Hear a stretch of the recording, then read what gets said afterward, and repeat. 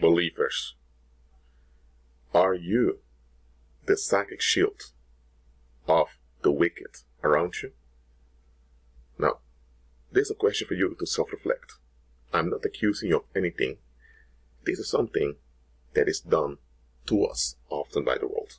Let me explain. Let's say that in an environment there's a lot of toxic waste going around because people are not alright. What the world normally does is that they look for scapegoats to dump all the violence upon so that everyone's at ease. But there are times scapegoating may not be enough to bring ease back because there's too much contamination in the environment. So what happens is that now they look for a buffer. And this is how it goes. They take an individual or a group of people that will become the receiver of all the pressure, while the rest of the people are off the hook. So let me give a very easy example. Let's say you have a household that's toxic. Mom and dad are out of line, and all the siblings also are messed up. Let's say the father is an alcoholic and he often drinks and he beats people around. The wife may use one of the children as a buffer between her and her husband. So every time her husband has his violent urges, she will begin to complain about one of the children. And because of that, his anger is now directed towards that child and he takes it out on the child. So the child is wounded, and later that same mother pretends like she's rescuing the child from that wicked father. But here's the thing. She's the one enabling that wicked husband of hers. She's the one who keeps on sleeping with him, rewarding him for his stupidity. And she's the one diverting attention away from her towards that child. So she is a co-perpetrator with her husband. But she is saving face by getting him, that means the son, or getting her, the daughter, out of danger when the father escalates. So to the public, it appears as if the father is out of line and the woman is very strong in defending her children against that monster. Hold on a minute.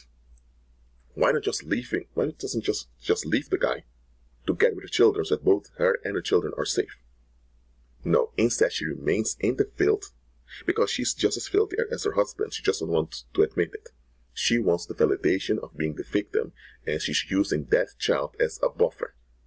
So the child receives all the pressure, both the physical and verbal violence of the father, as well as the pressure of society to repress his or her own wounds and to continue. So that child will likely grow up into a dysfunctional adult, but a dysfunctional adult that sees how the world really is. And because he or she will grow up into an adult that is both dysfunctional but also alert to how the world is, he or she will likely be victimized by other adults around him or her later on.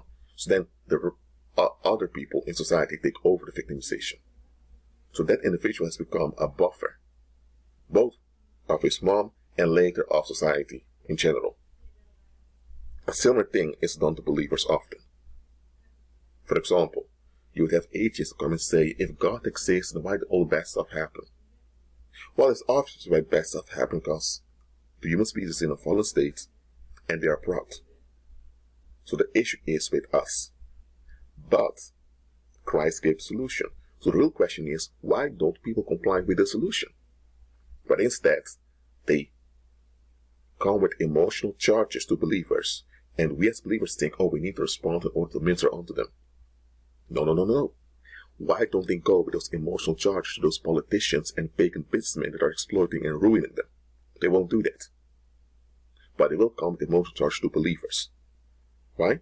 Because those pagan businessmen, those politicians, they are just as crooked as they are, and some of them very blunt in it. And some of those pagan businessmen and politicians may even use political or economic violence against them as retaliation for challenging them. So them as a group will not challenge those creeps, but they will come to you to seek relief by unloading on you, as if you're the one responsible for all the bad stuff that's going on. So what's going on now? When they charge you emotionally with the bad stuff that's going on in the world, they're making you into a buffer. They're turning you into a psychic shield. Because now, the question is not why don't people comply with Christ, with the solution. Now the question becomes, why are those believers answering our questions? And man, those questions don't even add up, but now the pressure's on you, believer. And because the pressure is on you, and the tension is on you and you develop the issues, now they are at ease. You've become the psychic shield, you've become the buffer. And I'm telling you, believers, don't let this happen. When you notice people are seeking to make you into a buffer, get out of that situation. Don't defend yourself because you have nothing to prove. And don't just sit down and allow it to happen like those Babylon church are teaching you. Just shake the situation off you by leaving the situation as soon as possible. Because once they succeed in emotionally charging you as a group, they will attach themselves to that position, and even when you shake it off later, it'll be a big fight to get rid of them. And you can bypass this whole fight by just shaking the situation off you and leaving the situation when needed. In the world, they tell you to choose your battles wisely, but here's the thing. We don't even choose battles. We shake the battles off of us. We remain in peace. That's what we do as believers. We overcome and shut down violence. We don't manage violence. We shut it down and we overcome it. So, whenever someone is making you into a buffer, this is what they're doing. They want to get away with their darkness. They want to get, and the group, that means the people around, also want to get away.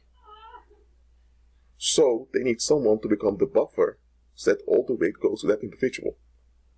There may be other scapegoats around, but even the scapegoats now will ask the one that's become the buffer, why did this happen? And for way too long, believers have served as the buffer for the world. Christ never intended us to function as the buffer of the world. The world needs to repent and comply with the Most High.